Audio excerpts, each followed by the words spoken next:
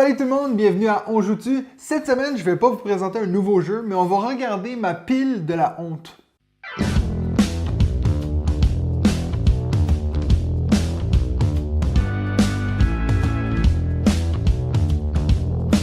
Donc pour ceux qui ne savent pas, la pile de la honte, c'est la pile de jeux qu'on a acheté mais qu'on n'a pas encore eu la chance de jouer. On appelle ça comme ça parce qu'on devrait avoir honte d'acheter des jeux sans les tester. Comme j'ai commencé à accumuler pas mal de jeux dans ma pile, je me suis dit je vais vous les présenter parce que c'est des jeux qui a des bonnes chances qu'ils n'auront pas leur propre vidéo parce qu'ils sont soit trop vieux ou parce qu'ils m'ont pas nécessairement attiré plus que ça. Déjà, il y a 5 des 8 jeux dans ma pile de la honte qui sont des jeux usagés, donc de seconde main. Donc c'est des jeux qui sont pas nécessairement récents. Donc dimanche passé, j'ai réussi à jouer à 2 de mes jeux de la pile de la honte, donc j'ai pu la réduire un petit peu, puis je vais vous en parler dans cet épisode. Mais avant de vous donner mes impressions sur ces deux jeux, je vais d'abord prendre le temps de vous présenter tous les jeux dans ma pile de la honte. Donc je vais vous les présenter du plus petit au plus grand, en commençant par les bâtisseurs du Moyen-Âge. Donc les bâtisseurs du Moyen-Âge, c'est un jeu de 2 à 4 joueurs que j'avais acheté l'été passé parce que je me disais il est tout petit, il est compact, puis c'est un jeu qui est facile à transporter quand on fait un pique-nique dans le parc ou quelque chose comme ça. J'ai entendu beaucoup de bonnes choses sur ce jeu, mais j'ai pas encore eu la chance de le tester. Et puis maintenant qu'il commence à faire beau dehors, c'est peut-être le temps d'aller faire un petit pique-nique dans le parc puis de tester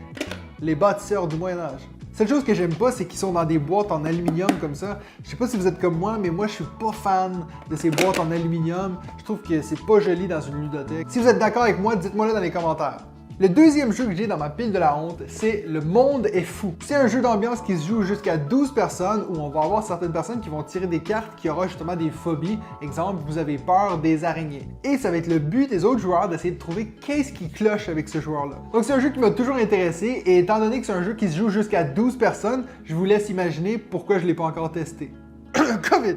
Le troisième jeu que j'ai dans ma pile de la honte, c'est le jeu Hit the Road. Donc contrairement aux autres jeux sur ma liste, je suis presque sûr que j'ai déjà fait une partie de Hit the Road avec un ami il y a longtemps, mais j'ai aucun souvenir de ma partie. La raison pourquoi je l'ai acheté usagé ce jeu-là, c'est que j'adore la thématique. L'idée derrière la thématique de ce jeu, c'est que c'est comme s'il y avait un enfant qui était pris dans un apocalypse de zombies et que lui, il y avait que ce matériel-là sur lui et qu'il avait envie de se créer un jeu. C'est pour ça qu'on a tout plein de traces de marqueurs sur la boîte parce que c'est comme si justement cet enfant-là avait un jeu qui s'appelait Hit the Road, donc un jeu assez banal, et lui il a décidé de tout transformer en jeu de zombies. Par exemple, si vous regardez l'endos des cartes dans le jeu, c'est comme s'il avait utilisé une vieille carte de Ticket to Ride, de Dixit, de Seven Wonders et puis un jeu de cartes, alors que l'endos, c'est quelque chose qui a rapport avec le jeu. Donc voilà, ça c'en est un que j'ai vraiment hâte de pouvoir tester, mais que de toute façon, je sais que je vais garder dans ma ludothèque parce que je le trouve incroyable au niveau de la thématique.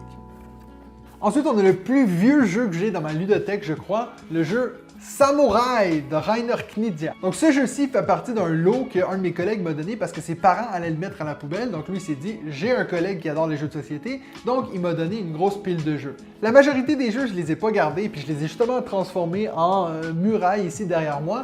Mais celui-ci, quand j'ai vu le nom Reiner Knizia, qui a aussi fait les Shotten Totten et les Lost Cities, je me suis dit, ça vaut la peine que je le teste. Et en plus, quand j'ai regardé sur Board Game Geek, il était dans le top 200 des jeux, donc je me suis dit, ça, faut vraiment que je le teste. Mais j'ai vraiment pas eu la chance encore de le faire. Donc, c'en est un qui va peut-être rester dans la pile de la honte pour assez longtemps, mais je persiste qu'un jour, je vais le tester. Ensuite, on a le classique de Uwe Rosenberg, Agricola. Un autre jeu que j'ai de la misère à prononcer, je sais pas si c'est Agricola ou Agricola. Donc ça, c'est aussi un jeu que j'ai acheté seconde main, que j'avais pas le choix de sauter dessus parce que j'en entends tellement parler et puis justement, il est dans le top 50 des meilleurs jeux. Donc je me suis dit, faut que je l'achète, mais en même temps, la thématique m'attire pas tellement. Et puis c'est vrai que depuis le temps qu'il est sorti ce jeu, je vois beaucoup de gens sur Internet dire, mais Caverna est mieux, donc je me dis, est-ce que ça vaut la peine même de le tester, lui? Si vous le connaissez, vous, dites-moi là, est-ce qu'il vaut la peine d'être testé ou est-ce que je le remets en bas de ma pile? Et un autre classique que j'ai acheté en seconde main, c'est le jeu d'aventure coopératif Robinson Crusoe. Donc ça, c'est un autre jeu que je ne connais vraiment pas grand-chose sur ce jeu. C'est simplement, je l'ai acheté parce qu'il est dans le top 20 des meilleurs jeux sur Board Game Arena. Donc, je pense que vous voyez un peu la thématique. Quand je regarde les offres des choses qui se vendent autour de chez moi, si je vois des jeux dans le top 100, il y a des bonnes chances que je vais sauter dessus. Mais de ce que j'ai entendu, c'est un jeu qui est très lourd, ça veut dire qu'il y a beaucoup de texte, qu'il y a beaucoup de choses qui se passent, et puis que c'est pas nécessairement facile de l'expliquer aux gens. Donc j'ai beaucoup d'appréhension avec ce jeu, même s'il m'intéresse grandement. Donc un autre que je pense que je vais voir, si j'arrive à trouver d'autres gens qui seraient motivés de le tester avec moi.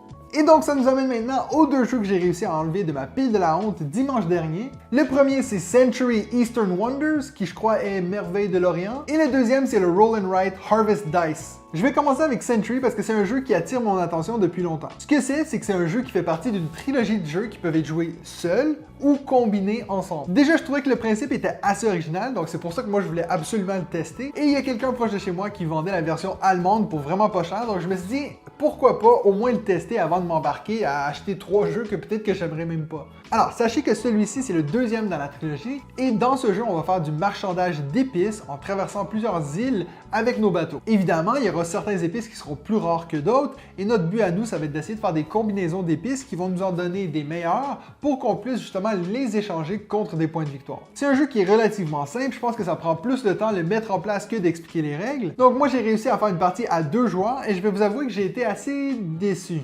C'est pas que c'est pas un bon jeu, c'est juste que c'est pas un bon jeu.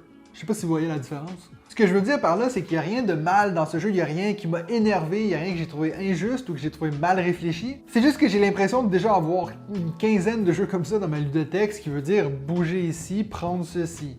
Après, je veux bien croire que peut-être qu'à 2 joueurs, c'est pas la configuration optimale, et puis peut-être que c'est non plus pas le meilleur de la trilogie, et puis peut-être que si on le combine avec un autre jeu, il est encore meilleur, mais comme il est comme ça, tel quel, disons que ma compagne et moi, on n'a vraiment pas été impressionnés, et puis il y a des bonnes chances qu'on fera pas une deuxième partie. Donc après cette déception, on s'est attaqué à Harvest Dice, qui est un roll and write assez classique. Justement, comme vous savez, ma conjointe et moi, on est très fans de la série des jeux très futés. Et justement, quand je faisais une recherche sur mes prochains roll and write à acheter, j'ai souvent vu le jeu Harvest Dice. Donc ce qu'on va devoir faire dans Harvest Dice, c'est de planter dans notre jardin des carottes, des tomates et puis de la laitue. Bien sûr, on devra mettre les carottes avec les carottes, les tomates avec les tomates et puis la laitue avec la laitue. Les carottes seront représentées par des dés oranges, les tomates par des dés rouges et puis la laitue par des dés verts. Le numéro qui va apparaître sur le dé de cette couleur-là va représenter l'endroit où on peut placer la dite carotte, tomate ou laitue. Ensuite, pour chaque dé qu'on ne voudra pas prendre, on pourra le nourrir à notre petit cochon. Regardez en plus comment il est cute, le petit cochon.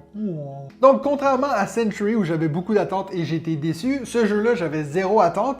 Et puis franchement, j'ai été assez content. C'est clairement pas le meilleur roll and write dans ma collection, mais je pense que c'est de loin le plus facile à sortir et le plus facile à expliquer. Moi qui ai justement pas énormément de jeux familiales dans ma collection, je me verrais justement assez bien sortir ce jeu-là avec des enfants entre 7, 8, 9 ans. En plus de ça, le jeu vient avec 2 paquets de feuilles, donc il y en a un qui est pour le mode expert et un qui est pour le mode familial. C'est vraiment des changements très mineurs entre les deux, mais justement ça nous permet de pouvoir jouer avec des gens qui sont moins joueurs. Donc, si vous aimez les roll and write et que vous avez des enfants à la maison ou que vous aimez des roll and write pas trop compliqués, pas trop comme des Déméter ou comme des vraiment très futés, je pense que ça vaut franchement la peine de jeter un coup d'œil à Harvest Dice. Donc voilà, ça c'est tous les jeux que j'ai dans ma pile de la honte, en plus des 2 que je vais enfin pouvoir enlever de ma pile. Est-ce que vous en avez une pile de la honte, puis vous avez combien de jeux là-dedans? Dites-moi là dans les commentaires, et puis si vous en connaissez certains de ces jeux-là et que vous voulez me les conseiller ou me les déconseiller, mettez-les aussi dans les commentaires. Et n'oubliez pas de vous abonner à ma chaîne si vous êtes fan de jeux de société et que vous aimez ce que je fais. Et puis nous, on se revoit la semaine prochaine pour un autre épisode de